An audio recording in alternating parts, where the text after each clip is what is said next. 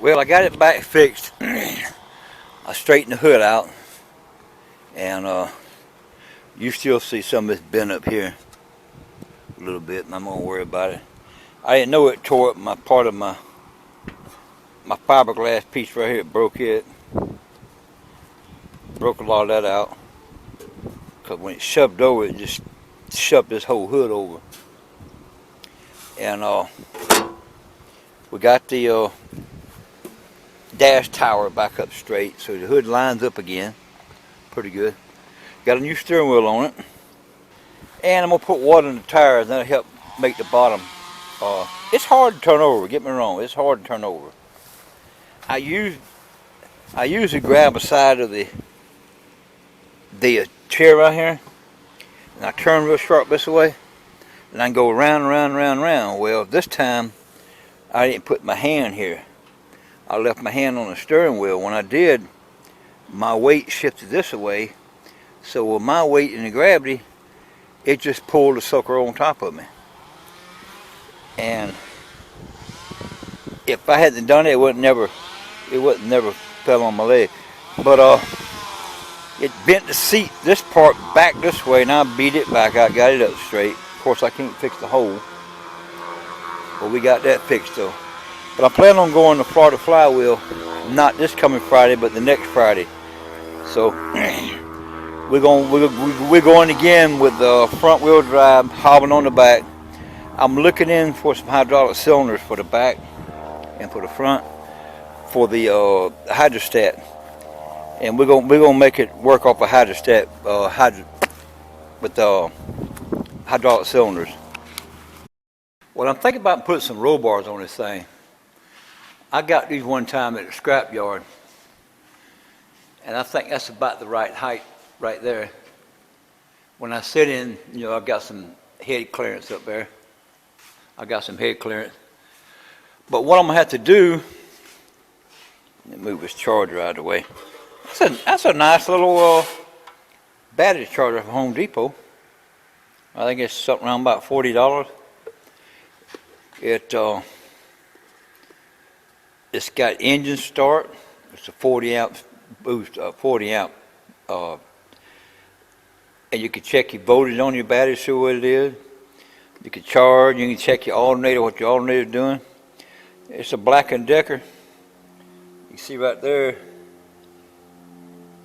the name of it and the size, 15 amp and a 40 amp engine start.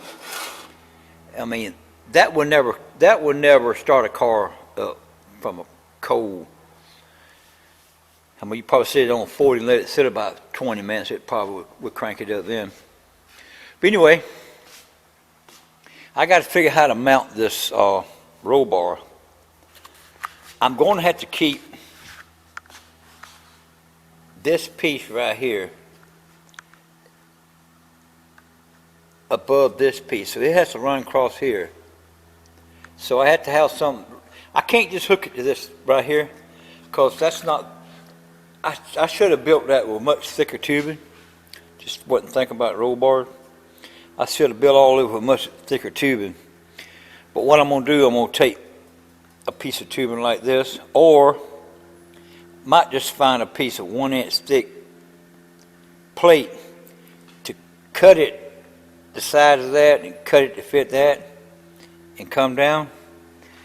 Then bend it to go back in and weld right here. Let it kind of come up in an angle here, but bend it. I don't know exactly how I'm going to do it.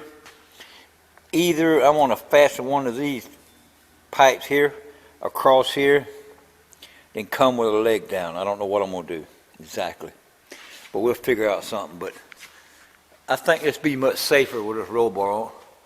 Would you look at that? It says Cub Cadet. But I don't want to call mine no Cub Cadet. I want to call it Cub Master. That's what it's going to be, the Cub Master. We got the thing pretty well straightened out, so I'm ready to, I might put this on before I go to Florida Flywheel, this roll bar, but I might not. I don't know yet. I got to take some reason this part here back further. And I adjusted it, unloosened this bolt here and tilted this forward. But now what it's doing is tilting this too forward. It's catching here, but it's leaving a gap at the bottom. So what I need to do is I'm going to fix these holes here where this will slide a little further. Then I'm going to take, not this one, but I might do this, I might elongate this a little bit more. Then I'm going to elongate this one, this back, no, up and down. This is up and down, this be up and down too. So I can pick this up higher to get it lined up. But I'm hoping, I think I already told you about it. I think I already told you about the cylinders, the air. I'm going to use air cylinders, 250 psi. All I need is a 3-inch stroke, so I get a 4-inch stroke cylinder by 3/4 bore, a 1-inch bore. Put one there and put one up there. And I got a small control valve I'm going to put in line. The same one of these valves that go in here, but goes in a John Deere. That valve that goes in here, I'm going to use it down here somewhere on the foot pedal, so when my foot pushes, it'll pull the spool up and down the valve. And I'm going to put a check valve, not a check valve, but an inline pressure relief thingamajig in there. And I'm going to manipulate the springs and the washer so I can get it down to 250 psi, so I won't blow them little air cylinders up. Then I'm going to change the seals in to oil type size air. Got my computer fixed now. It's working great. Then you would not believe what it was. This ain't gonna make no sense to you. But my son went ahead and built me another computer, and it used different parts, all different parts. It done the same freaking thing. He says, no way, no way. I said, yes it is, I ain't doing the same thing. So the headphones used to mess up with my other computers, start, you could hear me talking there, but it'd just be buzzing though. Now with the new computer, with my same headphones, it would just buzz the whole time.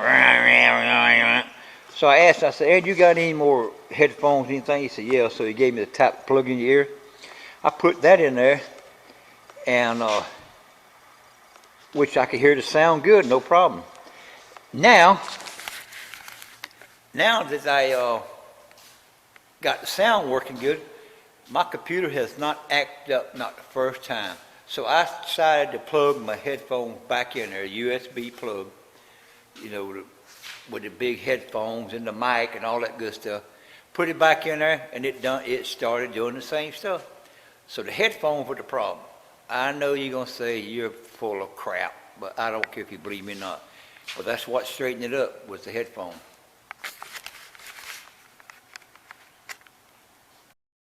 Well, I'm doing pretty good with my leg.